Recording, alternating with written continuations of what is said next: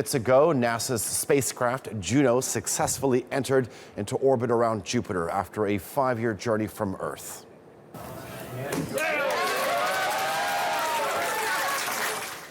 It'll stay in the giant planet's orbit for the next 20 months to learn more about how and where it formed. Scientists are particularly keen on learning how much water the planet contains, and which will help them advance their research. Juno is the only solar-powered spacecraft ever to be sent into our solar system. Well, Jaymie Matthews is an astrophysicist at the University of British Columbia, and he joins us now live from Vancouver. Jaymie, great to have you on. Thank you very much. Now, a number of ambitious space exploration projects in recent years. How important is Juno, and what's the purpose? Well, in this case, NASA was playing poker, and they just came up with a royal flush. The ace in the hole, the king, which is Jupiter, the king of all the planets in our solar system, the largest by far, and the queen, Juno, is the goddess of the mythological god Jupiter, whose power was to see through clouds and discern mysteries. And that's, in fact, what the Juno probe is going to do. Here is my model of Jupiter, and you can't see me through it, nor can we see inside Jupiter. But the instruments on Juno are going to use the magnetic field of Jupiter to probe its hidden interior. And it turns out that the internal structure of a planet like Jupiter and its origin, how it actually came to be, are still very puzzling mysteries for planetary scientists, and will actually give us insights into the origin of our own planet, the Earth. Jaymie, you said that NASA's hand was a flush, but it could have had nothing, actually. Give us a sense of just how challenging it is to put a probe like Juno into the orbit of our solar system's largest planet.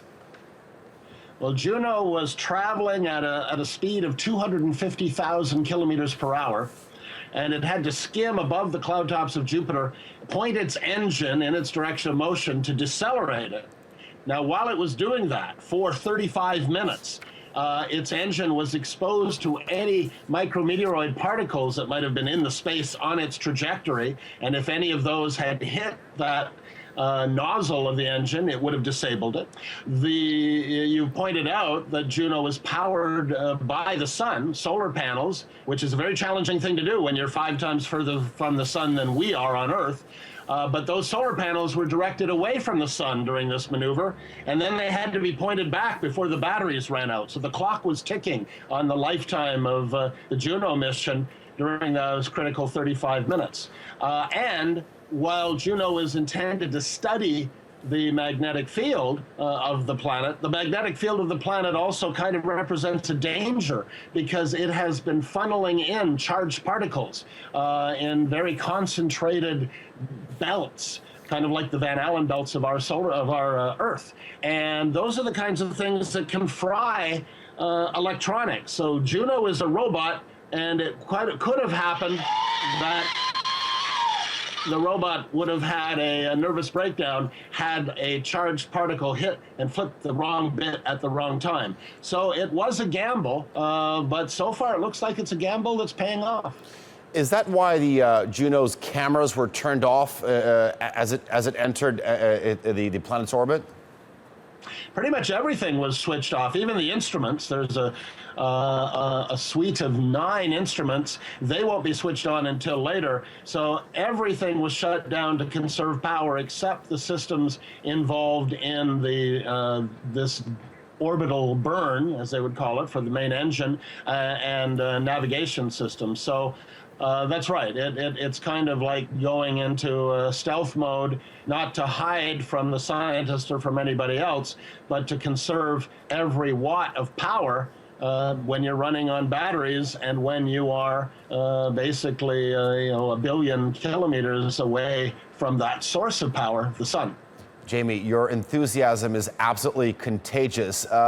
Just tell me, how important are these missions in terms of educating or sparking an interest for the next generation?